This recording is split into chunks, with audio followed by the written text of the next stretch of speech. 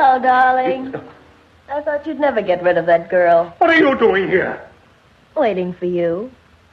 What, the hospital? I didn't like it there. How did you get here? You wouldn't believe me if I told you.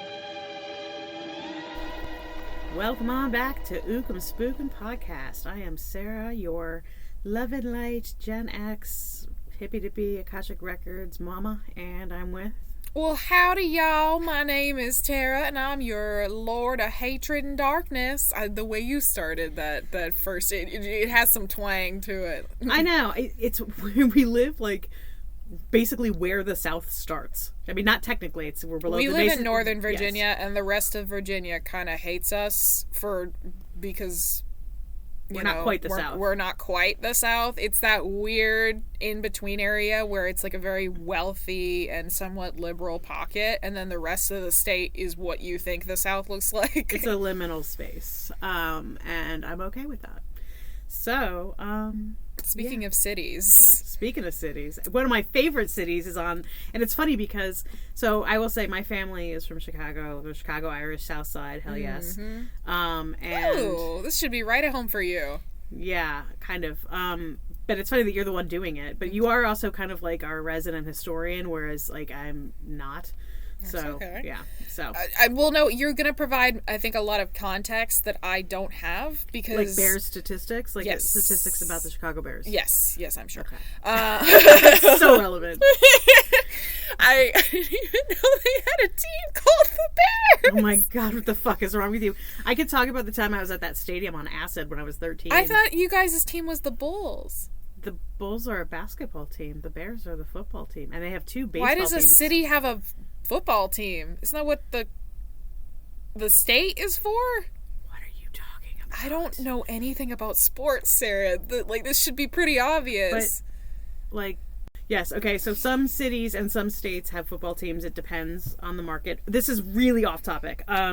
But I will say that... I'll end up probably cutting out like 90% I think it's kind of funny, actually. It's funny. It does just kind of relate to who you are, is that you didn't know that the Bulls and the Bears were two different things. I have such a weirdly specific knowledge where if I know something, I know a shit ton about it. If I don't, doesn't exist. Yeah. That's my curse. I will say, since we're talking about Chicago and my family and sports, my cousin Andrew, who passed a couple years ago, he has a Stanley Cup, which is the big, I do know award. what that Yes. one is. Thank you. Yes, We he watched has a Heated Stanley Rivalry. Cup. Yes, he has a Stanley Cup with the Chicago Blackhawks. So, he was one of their.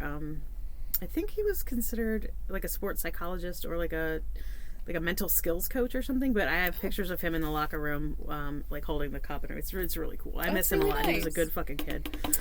People in Chicago, great fucking people. H.H.H. Holmes, not so much. Yeah, no. I finally finished Devil in the White City, so we're doing this. Yeah. America's first serial killer, the Beast of Chicago, Lord of the Murder Castle, and Fraud Maxer. Before, figures like Clavicular and all the others were doing it. Dr. H.H. Holmes. The man who lured unsuspecting fairgoers into his hotel of death, leading them into secret gas chambers, sending their bodies down chutes, and selling their bones for science and academic use. So I was just thinking about how I'm so glad I finally recorded an episode that my parents can listen to, which was the Akashic Records one. Oh yeah, this one, no. This not, although they have both read Devil in the White City, so maybe they would like it. I don't know. But yeah, some serious fuck Hi, shit Mr. happening. and Mrs. Sarah. Okay, continue, please. Sarah, are you much of a true crime person? I am. I am. This episode is hilarious because I am neither a true crime person nor have I ever lived in Chicago.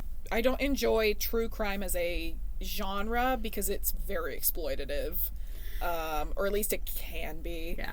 It depends on who you're listening to and how they're filtering some people do it with respect. I will give a shout out to our boys' last podcast. I think they handle it pretty well. I think they do. There are figures like Bailey Sarian who's like putting on eyeshadow, meanwhile talking about how like 5 people were brutally mangled, and I'm like, maybe this is like not the time or the place. I won't be putting any eyeshadow on tonight when we talk about H.H. Holmes. No. Unfortunately, that first word, true, does kind of need to be the caveat here. So, what if I just told you everything I just said probably didn't fucking happen? I'd be hurt and confused. I'd probably stumble around the empty side streets at night crying. Why? That's okay. Well, yeah. Get started, I guess. Okay. Picture it. Chicago, Illinois, May 1st, 1893. The picture of the new American dream. So many electric lights, it lit up the streets to the point where it was actually nicknamed the White City. Mm-hmm. Not only that, but Chicago was, in general, starting to get really, really big. Both in the actual, definition of the city limits, but also in competition with other American cities as to where the center of culture and happening would be on the world stage. And there was no better way to solve said competition with selecting the host city for the first ever World's Columbian Exposition, which would be celebrating 100 years since the first landing of man upon America when Christopher Columbus arrived upon American shores. Something he did not actually do, by the way. I was going to say, what the fuck are you talking about? Yeah. If you have to be told that Christopher Columbus did not discover America, I'm so sorry you missed elementary school, but here we are. He didn't even discover mainland America. I'm pretty sure he discovered Haiti and then immediately killed almost all of the Taino population living there. But that is the purpose of what would eventually be called the World's Fair. Mm-hmm. To celebrate basically 100 years of American discovery, which speaking of rhymes from grade school, the ocean blew in 1492. Yeah. And this is being held in 93. We're not great with math in Chicago. We do the best we can. Yeah, that's fair. We're much better at cooking. Shout out to the bear. Yes. Everybody, is this where we do the pizza showdown? We can. I mean, to be fair, I don't have a horse in this game. I think New York pizza is fine. I think Chicago deep dish is not pizza. It is called a casserole. Yeah, it's delicious and not what you want when you want pizza. When you want pizza, you want to fold that shit. Yeah. I want to dip that bitch in some ranch. All right. But Chicago had beaten out cities like Philadelphia and New York for the center of the World's Fair. And this fair would be the exhibition of all things science and art, showing off advancements of the age and even having gardens to show off different cultures and countries and the things that they produced. It wasn't about impressing, not just the United States. It was also about impressing Europe, because Paris had held a very similar fair in 1889. And so this was something that was, there was so much arguing and contention about this at this point in time. Now, some of you may be thinking, why the fuck are we talking about the World's Fair? I signed up for murder, ladies. This fair was held in Jackson Park on the south side. Damn right, that's where my family's from. Thousands of people arrived. This is also the very first, public, World's Fair or anything like this in this category that actually turned a profit. Okay, holy shit, I just realized that my family was probably fucking there during that. Because I think, no, Dennis Joy didn't come over until 1901, so I guess not yet. Oh, he just missed it. That sucks. Oh, well. Damn. Well, at least he didn't get murdered. Yeah, not being murdered is good. Yeah. But South Side already starting to set up, and thousands, if not, they definitely fudged the numbers, but a crap ton of people came to this thing. And this is when travel and the idea of the vacation was actually starting to take off. Concerns about public safety were raised, especially because this was not that long after the Great Fire of Chicago, that an increase of scam artists, pickpockets, and ne'er-do-wells would increase along with regular patrons. And they weren't wrong. One of these new arrivals was a doctor. But, not the normal kind. Herman Webster Mudgett, yes, that is his real name, was born May 16th, 1861, so he is a Taurus, in New Hampshire. The one thing that happened in New Hampshire. So weird. I saw a New Hampshire license plate today, and I was like, huh. Don't see that all the time. Okay, anyone apologize. No one sees anything all the time in New Hampshire. I'm sorry. If you're from New Hampshire, we apologize. I'm sure it's lovely. Okay. Vermont has far less going on than you guys. Don't feel bad. But he was actually born into a pretty affluent family. We hear very conflicting information on what his parents were like. Whether they were like very, very cruel and very strict and somewhat abusive or fairly normal. What we do know is that his mother was pretty religious, and his father was very, very strict. There's a lot of insinuations or like accusations that his father was an alcoholic and that he would beat the children. Again, unfortunately, because of when this was written, we have no way to corroborate any of this, so I am only using what has the most historical evidence or backing to it in this story. He had an early fascination with medicine and was very intelligent from a young age. He was found performing surgery on animals before the age of 11 and was often bullied and frightened by peers of his own age, including there was a story of an incident where they basically dragged a very young Mudgett into... God, his name is so fucking dumb. Young Mudgett. I know, Sorry. Young Mudgett. Sorry. It's so Fucking bad. Mudgett. It's so bad. See, why does it sound like a slur when you say it? Everything sounds like a slur coming through my mouth. No, that's not Oh. true. I'm really nice. I'm really, really nice. Okay, continue. Yes, so basically, like, the local kids dragged him into a doctor's office or just, like, somewhere where, like, the play skeleton would be, but back in the day, they were real. And was... It was I love how you call it a play skeleton. Well, because that's what it's for. It's to teach children about the human body and where their bones are. You don't really play with it, though. Yeah, you do. Do you? You put clothes on it and you, like, get it to Where wave the fuck and, did like... you go to school? What are you talking about? What do you mean? Like, the skeleton doll in the corner? You guys wouldn't put, like, lab coats or just, like... No. Mess with it every, like, now and then with the change of the season? Have it wear a funny hat on Christmas? No, I really wish I had gone to your school. That sounds awesome. Continue. Wow. All right. The one thing that I experienced in a more positive way than you. Okay, that is not true. Yeah, you are right. But yeah, this incident was supposed to frighten him, and it apparently had done the opposite, where he became very, very obsessed with not so much death, but just medical things in general. I will say this, and it will make more sense later. I think his obsession with death was more so as a shortcut than it was any sort of, like, glee or enjoyment in death, if that makes any sense. There were really only two things that held his attention for any long period of time, and that was dissection and money. We like both of those things. Yes, I do. I love dissection. I love dissection in too. Human Anatomy. Those were my favorite days. Was Yeah. doing that, and neither of us hurt small animals when we were children. No. Which, swinging back around to that, I see my kid doing weird experiments on, like, the neighbor's cat. We are like, I'm so sorry. You are living in a padded room. Nope, we're not doing that. You have to catch that shit early. That is one of the few, like, most commonly reported things, is that people who go on to kill others did it from a very, very early age.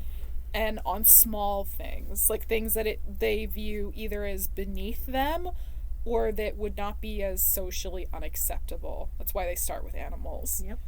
And it's just, that is the biggest red flag. Do not ignore that shit. I mean, again, sometimes accidents happen. Sometimes kids don't know what they're doing. Just, yeah, just, that's my Watch your kids. Watch your kids, please. All right. Which, yeah, never mind. That'll come important later. In 1878, at the age of 17, he married Clara Lovering, or Lovering, not super clear there, and they had one child together, one son.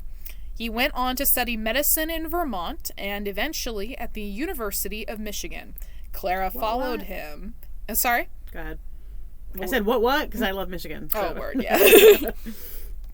Clara followed him at first until the abuse in the house got to the point where she left him and took their son back to her parents in New Hampshire.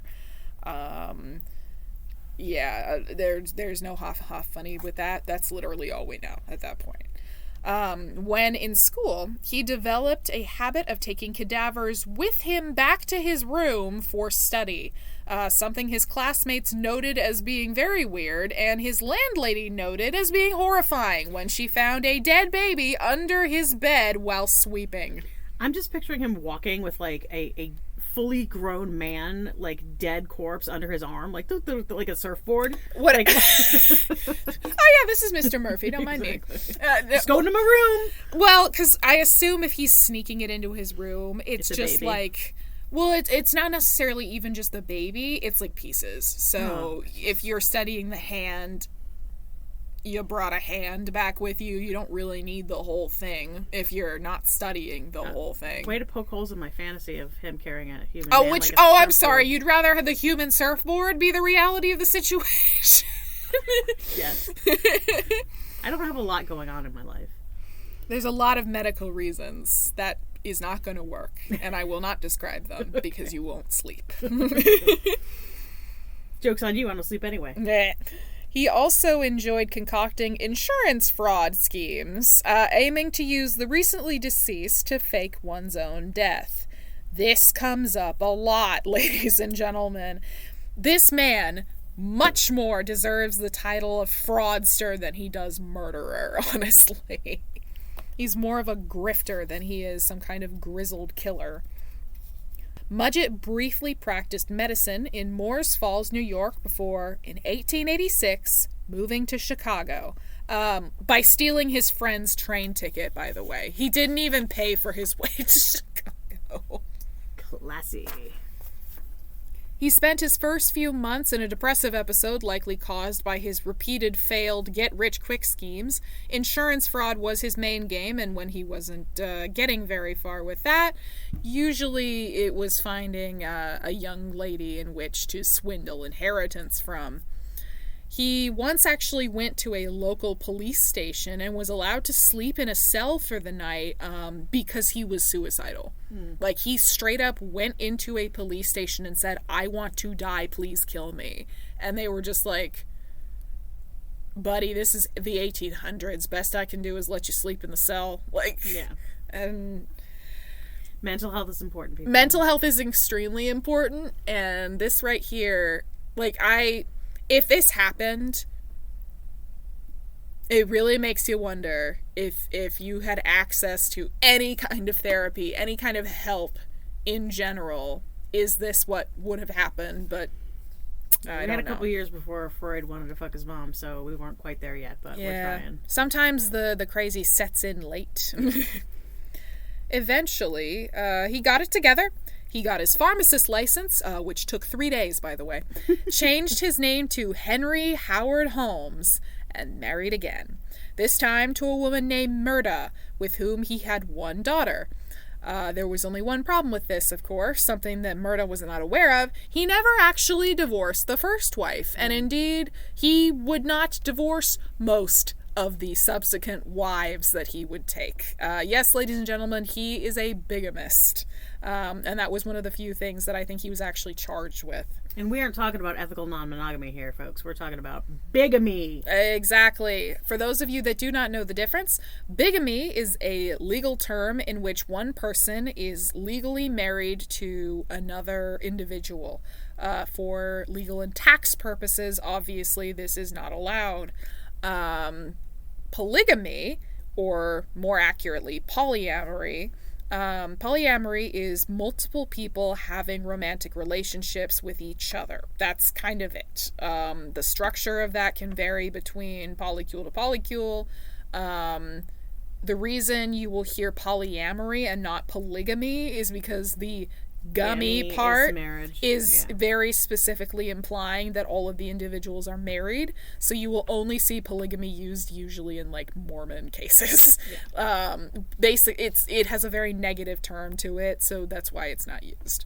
He eventually bought the pharmacy across the street from his home, originally owned by a Dr. Elizabeth Holton and her husband. Yeah, the doctor in this scenario is the lady, which is crazy, actually. I mean, good for her. Good for you, Diva. But this part is actually, this is where we start getting into the fabrications of this story. He did buy this pharmacy from the Holtons. Where it goes off rails is people allege that Elizabeth Holton is the very first victim of Holmes. This is very unlikely, although I think she did die like 2 years later, because he actually paid her in full. He is one of the few people, Elizabeth is one of the few people that he actually paid for something. He didn't swindle. There was no fraud. Although before you start calling him a hero or that he changed in any way, he did pay for the house in order for it to be, bought, cared for, whatever. The renovations, however, were put in his mother-in-law's name. Classy. Yeah, you were, again, not a good person. We know very little about the truth of the man himself, but the paper trail that he leaves behind with his actions, God, what a piece of shit. That's my opinion. Guy who murdered multiple people. What an asshole. 0 out of 10. You heard it here, folks. So the Holtons were not murdered by Holmes, and the renovations were billed to his mother-in-law. The building was a 3-story home with passages and rooms, well documented by the builders, and sat on 63rd Street in Inglewood. Tell me about the Inglewood area. Did you spend too much time out there? No. So my family is from the South Side, Beverly. Okay. And so, but I have not even really been to that area so much as an adult. They all moved out to a suburb outside of Chicago that is absolutely stunning and beautiful and lovely, but it is not in the city proper anymore. So when I go to stay there, I usually stay in the suburbs and then go into the city for whatever I need to do. But I have not been to the Englewood part, I don't think. Okay. So. Did you hear about it much being a kid? Mm-mm. Okay. Fair enough.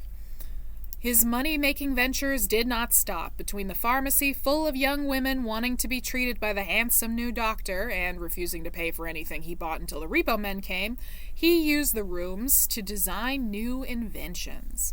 He attempted to bend glass with different chemical processes, though no one ever saw a successful attempt. He constructed a gas generator that was in fact a chemistry trick with machinery around it, and several other doohickeys that did basically nothing.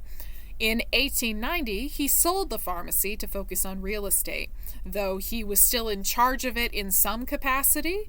Mm-hmm. He and Myrta divorced, and he placed quite a few things in her name. All his attempts seemed doomed to fail until the fair was announced. Suddenly, his 3-story home became a hotel, housing people traveling to see the glory of the World's Fair. At least that's what Holmes told investors that he was doing when he asked for their money. And no one ever actually came to stay at the Holmes' castle. The 3rd floor was rented out to long-term residents or to staff.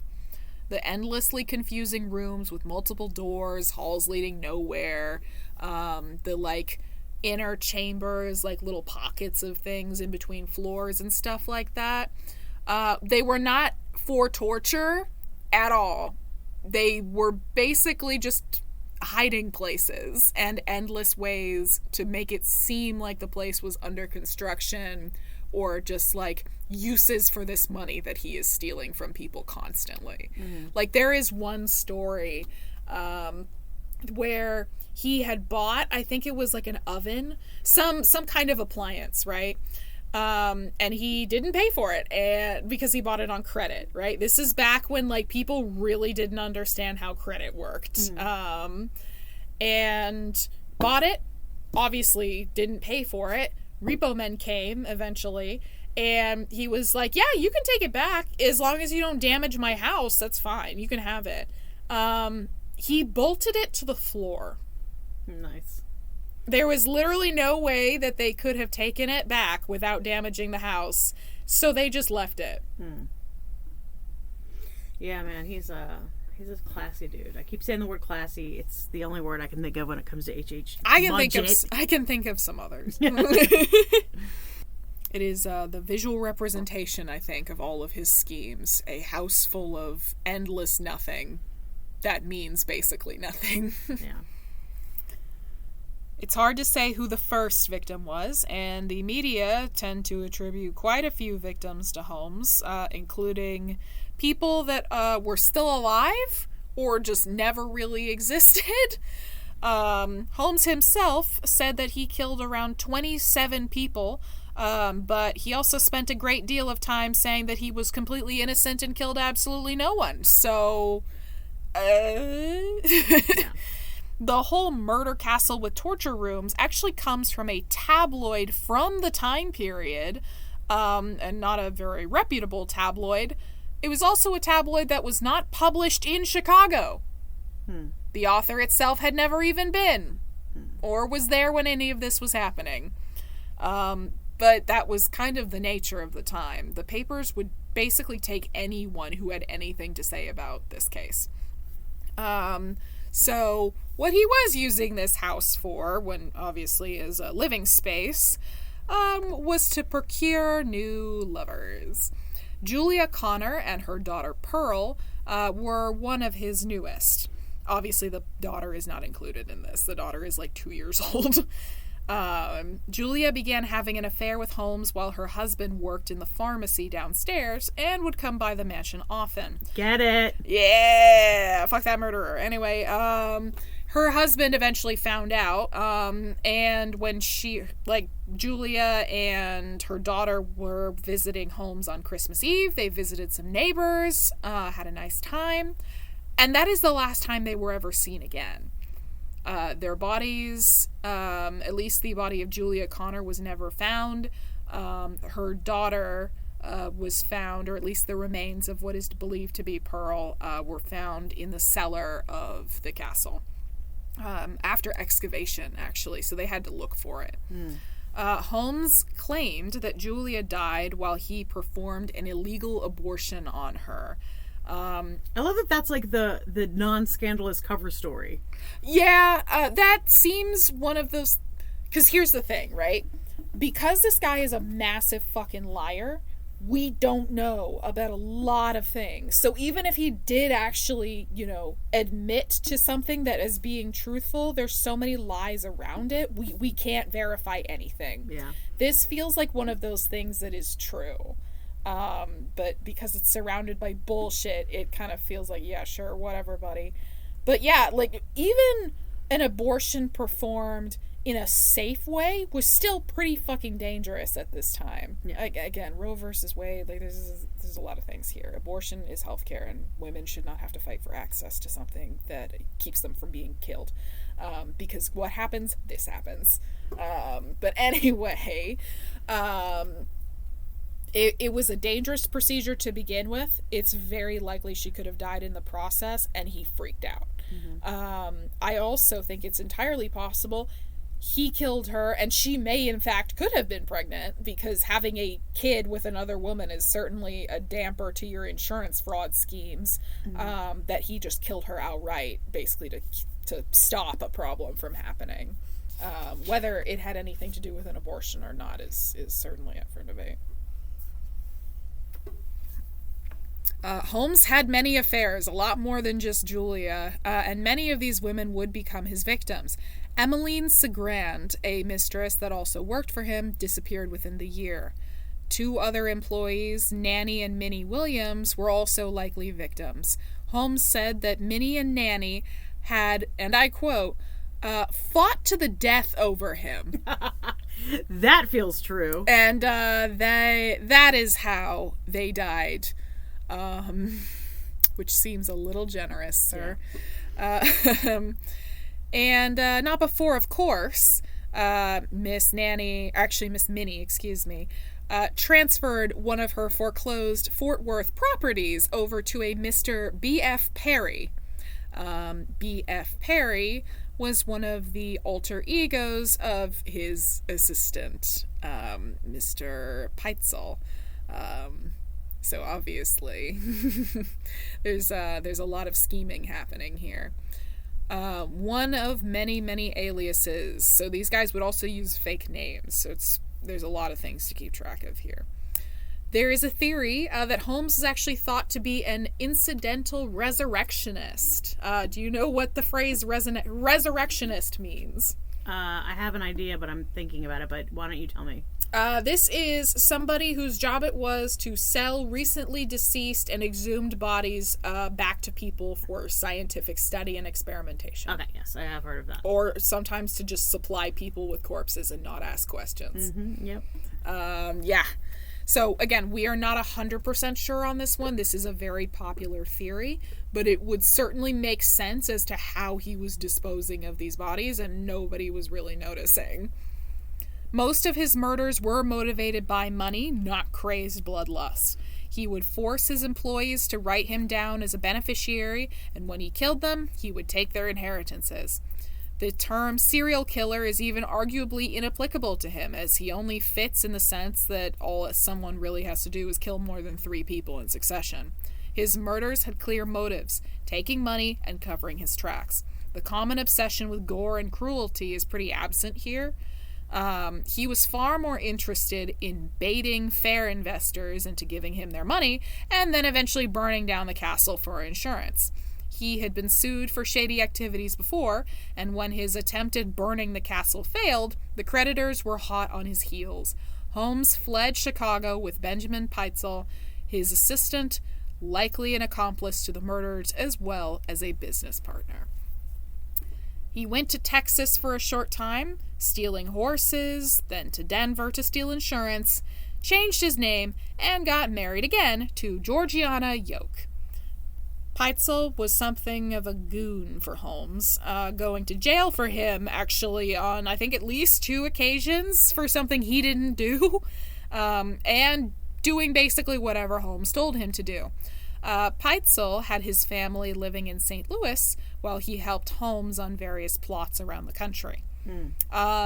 I would not be cool with that if my husband fucked off from me and, by the way, 5 children to help this asshole take money from people. Yeah. To be fair, we're not huge fans of marriage to begin with. So, yeah, let alone that's being fair. Married and anchored to somebody who's just absolutely a tosser, as the British would say. Yeah, I wonder why we're not big fans of marriage. Yeah. seems like a pretty big risk with pretty low return on investment there. While Holmes was in jail in 1894 for one such failed scheme, in this case to swindle a drugstore owner out of money and also property, he met Marion Hedgepath, one of the most famous train robbers of the time. This is also when Marion used to be a man's name, so don't get cute. Hey, it was one for Marion Barry. There you go. Marion set me up. Yay. Marion directed Holmes to a skeezy lawyer by the name of Jephthah Howe. When he got out of prison, Holmes, Georgiana, and Peitzel all went to Philadelphia. At some point during all of this, the men's relationship began to break down, and Holmes, for some reason, we suspect that it had to do with another insurance situation, that he wanted to back out of some kind of plan, but all we know is that Holmes strapped like a bunch of chloroform to him. So when we say he killed him with chloroform, this was probably painless, but it probably was not what you're thinking, where it's like there's a wet cloth and you smack it to somebody's nose.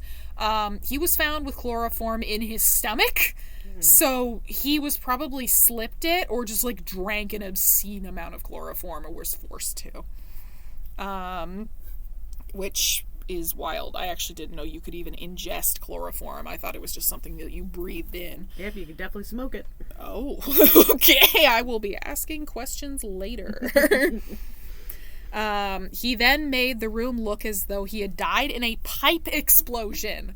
And not well, by the way. He basically just burned Peitzel's hair and face and some of the room. Lazy. And just kind of fucked off. Lazy. Georgiana and Holmes then left for Indiana, and she did not know any of this happened. No, as far as Georgiana is concerned, she is this man's only legal wife, and he's like a normal guy. There is absolutely nothing that she has detected at this point. Eugene Smith, an inventor who wanted to speak with Peitzel, found his corpse on the floor the next day. Peitzel's wife, Carrie, heard about his death in the news, and her theory had a lot to do with this plan that her husband and her had brought, which is why I bring up this theory, basically, that he had backed out of the deal. Her theory was that he had faked his own death for life insurance, and for that reason, she actually did not come to claim the body. She was fully convinced that he was lying, or that they were faking it. And she was kind of right, but not in the reason that she thought. Carrie had been told by her husband and Holmes that they planned another insurance fraud scheme where Peitzel would fake his own death, Holmes would collect the money, and then Carrie and their children could reunite with him when everything had settled down. Okay, I just have to interrupt because it's so fucking convoluted and needlessly complex and stupid. And it's like, why do you want to live your life that way? You know what I mean? Like, you're just constantly hustling for nothing. Well, for one thing, yes, you are correct. It's one of those things where dumb people think that complexity is intelligent. Smart people think that simplicity is intelligent, right? Where all of these, like, complex-ass schemes seem really asinine to us, but that's the way you have to live when your entire life is a lie. And it's fucking stressful. Yeah, I mean, it sounds like not fun. But and then you gotta kill people on top of it? No, thank you, sir. You do, but you also gotta think, this is the 1880s and 90s. If you weren't, like, there, they can't really prove shit unless there is just absolutely damning evidence against you. All you really gotta do is, like, not be there when the cops show up. True. So there's also, I feel like, a level of diligence that isn't being taken because nobody really thought they needed to. Yeah. You could be an entirely different person by just telling someone in a different, far enough town a different name, and boom, there you go. Yeah.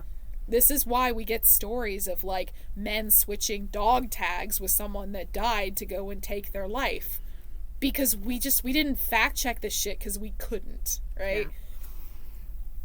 Yeah. That's why the craziest crimes and stuff like this that you hear about never happen again, because we've advanced to a point where it would just be impossible from the start.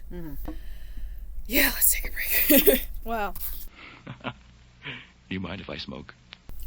Now hear this. We are doing our ad break. And so we are coming to you from Sticks and Stones in Fairfax. It is our home away from home, and it is your one-stop shop for everything metaphysical, esoteric, and witchy.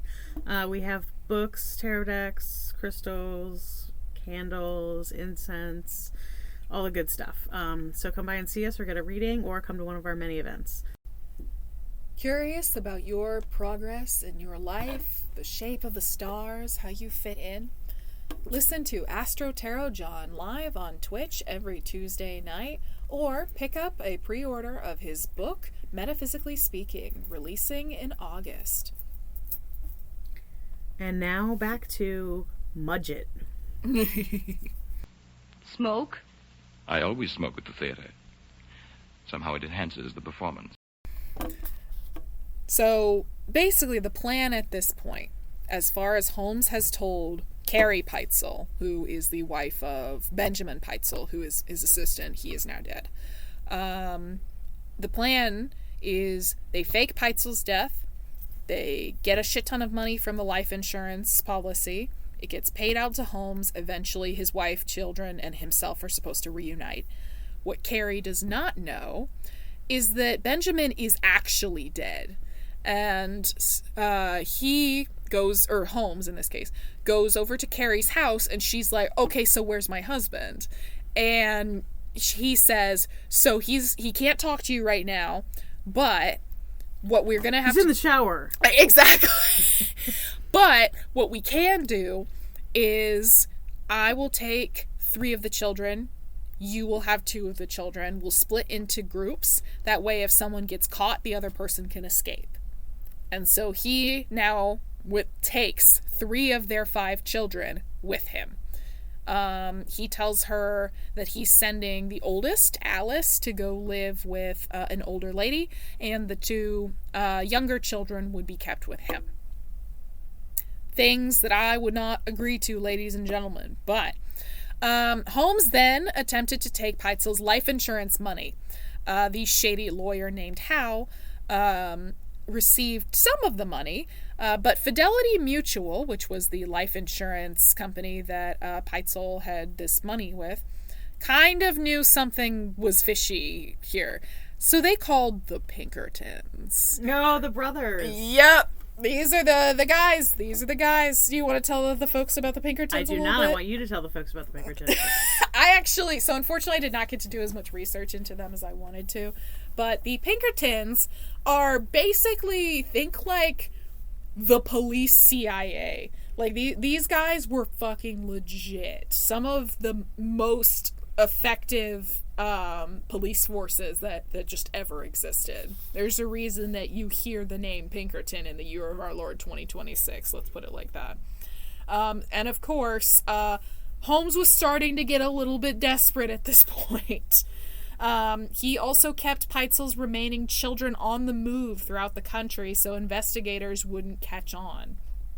So sometimes he would send the kids to like specific houses to be taken care of. And then just switch them around. Sometimes he would have them with him. It was wild. The Peitzel children eventually, however, became more of a liability than a shield. And eventually, he decided to dispose of them. Alice, who was the oldest, as mentioned, of Peitzel's daughters, was the one who identified her father's body. Which is why she was the greatest threat to his continued schemes. So he, in the first house, poisoned the son that was with him. In another house, he very likely also poisoned both of the girls, Alice and the younger sister, before burying them in the cellar of said houses. He returned home briefly to visit the very first family that he had in New Hampshire before going to Boston. There he was arrested for horse thievery and for the charges brought on by Fidelity Mutual. I have a ancestor that was hanged as a horse thief. Just thought that's interesting. Hey, you know what? I have an ancestor that killed 40 people, so more than this guy! And his arrest finally made the story and everything else catch up with him. The officer in charge of the investigation, Frank Geyer, gutted the inside of this so-called murder castle, and the news documented everything, allowed access to the building, and even helped with the investigation. Suddenly, it is not that surprising how a laundry chute could be turned into the death shaft or the body shaft, and asbestos lining a safe to prevent fire damage, famously, instead became the soundproof lining that prevented anyone from hearing your screams from being locked inside. That's why, like, anytime someone shows me the floor plan for the murder castle, I really have to look at it, Because even, like, the most famous floor plans that were drawn up during this time aren't fucking real. They either add, like, rooms that don't exist. They label all of these rooms incorrectly. Like the whole, room with 3 corpses, the whole, oh, this was the acid room, this is the room where they did it. That is all media attestations. They were never called this. It's not what they were used for. In reality, most of those, like, random rooms, like I said, were used for nothing. So they just made shit up as just to the nth degree. And again, it's not surprising how this pretty run-of-the-mill guy who was doing insurance fraud and then killed people turned into absolute living nightmare. Yeah. Well, that's our fascination, right, with the dark. And, you know, we want to see, like, our brains superimpose certain things onto... It's like just creeping ourselves out at night with ghost stories. Yeah. And, again, so he did have, like, an acid tank. That part is true. But it was supposed to be for glass bending, not for, like, dissolving flesh. Which you'll be reminded that bending glass is impossible. And... the remains, of course, of Pearl Connor were found in the basement, but no one else. That is it. That is the only person whose body we can actually identify. He is attested to have killed, at the very least, between 5 and 9 people. 9 people is about what we have the most historic plausibility for. He admitted to killing 27 people. Again, probably not true, but the media claimed that he killed somewhere between 150 and 200 people, just to show the ballooning of this story and the details of it. If you're interested in people giving inflated confessions of who they've killed, look into Henry Lee Lucas, serial killer who claimed to kill hundreds of people who probably did not come anywhere near that. It's a fascinating story. You're not a true crime story girl, but it's an interesting story. Well, it's very strange to me. Like, why would you lie about that? Like, why would you want to be more of a shithead? But I think it's one of those... It's like a dick measuring contest. Yes, it is very much a dick measuring contest. For being an asshole, I guess. Congrats, you're the winner! Of being the worst ever! I'm sure that every fucking serial killer has got to be the most insufferable person to be around ever. Like, not just if they kill you, but, like, just to have a fucking conversation with them. It's like, shut up. Nobody wants to hear your stupid talk. Honestly, that's like... I know there's, Ted Bundy is I mean, yeah. But even he was not as smart and charming as he thought he was. No, he wasn't, but that's what, they interviewed so many of these people that were behind bars for, like, serial killing or, like, extremely violent offenses. And Ted Bundy was amongst them. Like, I think he was interviewed many, many times. I just don't remember if they were recordings or if they were written They were recordings. down. Okay, they were recordings. So I've never listened to them in full. They're on Netflix, I think. I think it's Netflix. Like, the individual investigators I've heard speak about it, and the way they talk, they just sound, like, so tired. Yeah. I'm just like, God, I had to listen to this piece of shit for months trying to find something tangibly intelligent in your motivations. Yeah. And instead I had to listen to a shithead talk about himself for God knows how long. Like, I would really love to listen to those recordings, just to see the mindset and to be like, could I even hold a 20-minute conversation with you? Like, I don't want to, but could I? Yeah, Ted Bundy was interesting because, and this is a real digression, and we can get back on track in a second, but he tried to defend himself in court. Like, he really thought that he was brilliant, and he was probably above average intelligence, but not brilliant. Yeah, who else tried to defend himself in court? Who?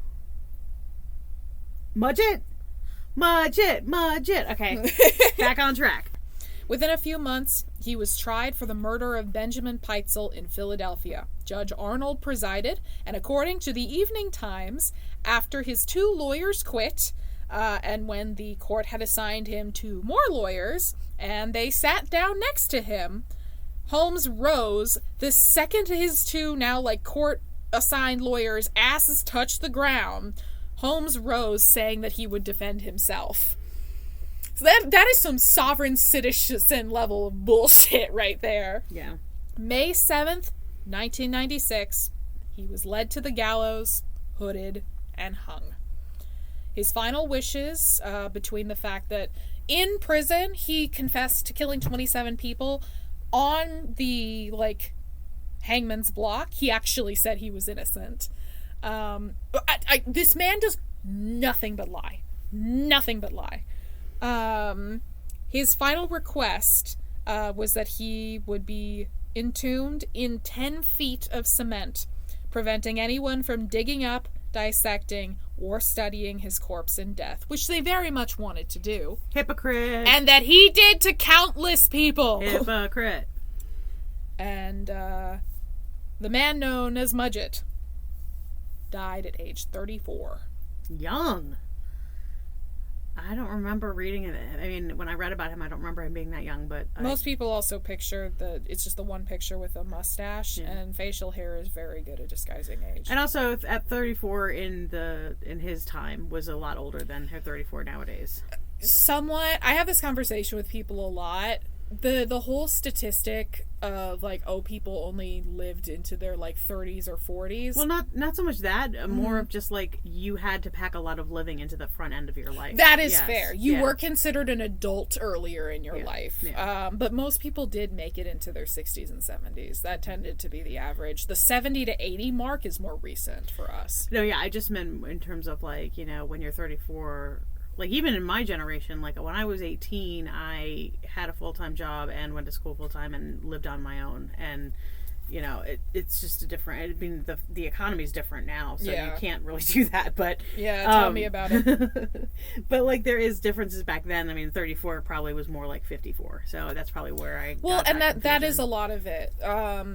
One, we don't have psychology at this point. We don't understand how the mind of a child works, aside from, trial and error. And religion, which isn't great. But at this point, we now know that your brain isn't even done cooking until age 25-ish. And I'm turning 25 in 4 days. So, at least as the time of this recording. Full about face when you come into work that day. Fantastic. Yep. You'll just see the face of absolute joy pissed away into nothingness. Actually, I will tell you, you get happier as you get older. That is what people tell me, and I look forward to it. I really do. I look forward to being old. It is a privilege I hope to earn. Yeah. I try to be out of here by 65, but we'll see. We'll see what I can do. We'll see. Thanks. Appreciate you. In that note... Between then and his execution, he spewed all sorts of insane numbers, saying he killed 200 plus people, 27, all of the above.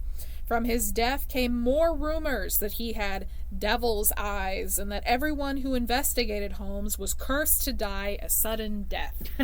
Which, to be fair, some of the people that investigated and worked on this did. So, again, we'll talk about the Holtons. Both of them ended up dying very recently after the purchase of that. Actually, Frank Geyer, who was the investigating officer, he actually died of Spanish influenza, not a couple years later. So, it's not as convincing as the Pharaoh's curse per se. But I also don't think we're dealing with an individual that would have done that or would have cared to.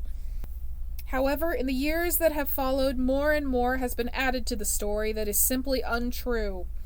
We talked about that. Hold on, sorry. Most of these rumors did come from Holmes's era, the inflated numbers. Sensationalist newspapers stretching the truth beyond its limits has kind of been a favored pastime over here in the States. Especially with the concept of something called yellow journalism. We talked about that on our very first podcast when we talked about the war on drugs and pot. Indeed. William Randolph Hearst. You still have to watch fucking Citizen Kane. I do. It's a travesty that you haven't. I do, but do you know how often I heard the term yellow journalism in middle school history class? This concept specifically, I had to study so much. And it is the absolute scourge of journalistic reporting, because you cannot trust news media as a historian at this point. Yeah. Everything is crap written at this time because it was made to sell papers and not to represent the truth. So you're hearing insane stories that just didn't fucking happen. And the practice really did not die out until the assassination of President McKinley in 1901. Interesting. I think a lot of it was one, like, obvious public backlash. But I think it's different when it's a political figure, you know, or at least like a leader like that. It feels arbitrary, but you know what? At least we kind of stopped doing it. I mean, I don't think that we kind of stopped doing it, because when you look at, you know, that the war on drugs, you know what I mean? Like, when we're talking about that. This is true. When we had Reefer Madness and all that stuff, like, tying in with, you know, the William Randolph Hearst, who was basically trying to get you to not buy hemp so that he could keep his monopoly on wood to make paper. This is true. And he was, yeah, I mean, it went on for a long time, and I don't think it's ever totally gone away. I mean, there are certain papers that are more reputable than others, and there are certain failings that come with being an institute that has to relay truth in a system that rewards money. Yeah. I think capitalism and proficient journalism are two things that have a very hard time coexisting. Yeah. I love when we said we weren't going to be political on this show. God, what a mistake. Well, we can thank Mudgett for that. Indeed. In all fairness, most of the struggle for truth is also the fault of Holmes himself. He lied constantly to his wives, his friends, his lawyers, and even in his own diary. The castle was taken down in 1938, and now a USPS stands in its place across from an Aldi. The properties also don't overlap enough for the current basement of the post office to be the original basement of the castle, despite rumors, though some parts of it were. The only building that remains from that very first World's Fair is now the Museum of Science and Industry, ironically enough. I love that. That is an amazing, amazing museum. Mm-hmm. And I will say that everything down on that waterfront is, or everywhere in Chicago that's like a museum or like just anyway, their art museum is incredible. Mm-hmm. Their architecture is incredible. Their food is incredible. The people are incredible. Like, I saw pictures. I was surprised you guys have cherry blossoms out there. yeah. Not quite the cherry blossoms we have in DC, but yes, it's a beautiful town, and it's a lovely, lovely, lovely place. So I feel very sad that he had to mar it with his bullshit. Patrick Quinlan, the builder and handyman of the castle, was never tried for murder, but the horrors of the castle that he helped to build and the lives that were either taken inside of its walls or by its owner likely led him to commit suicide in 1914. For 100 years, we've been furthering the work of the sensationalists, and with every passing year, the theories get more and more insane.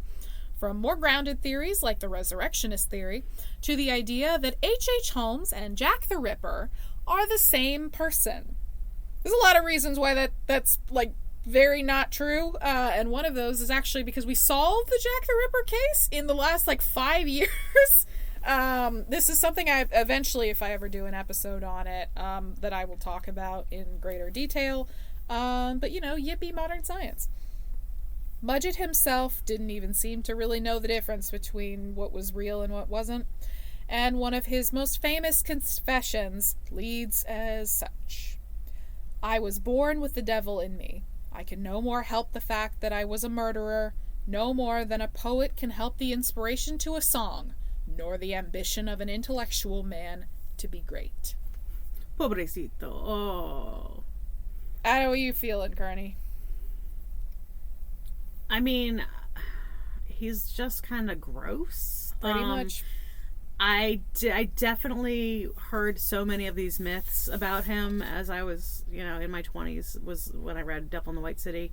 And so it's kind of, I don't want to say disappointing. I'm glad that he wasn't the bloodthirsty, just psycho, whatever. And he kind of was in a way, but I'm glad that people weren't, dipped in acid in his house. I'm glad for that. But I'm annoyed that I have to fucking talk about him because he sucks and he just seems to me to be full of himself and in a way that's just not very, I don't think he's as interesting as he thinks he is. I think he suffers like Ted Bundy and a lot of these serial killers do with the self-importance of this and, and it's just... In a strange way, he got exactly what he wanted. He got to be immortal. He just didn't have to represent himself truthfully to do it. Yeah. And with that, ladies and gentlemen, have a wonderful night. And, be careful about the barbers that you go to see. Or the pharmacists. That was one of the most enjoyable half hours I've ever spent. Oh, well, Vera, how could you? Poor Ruth.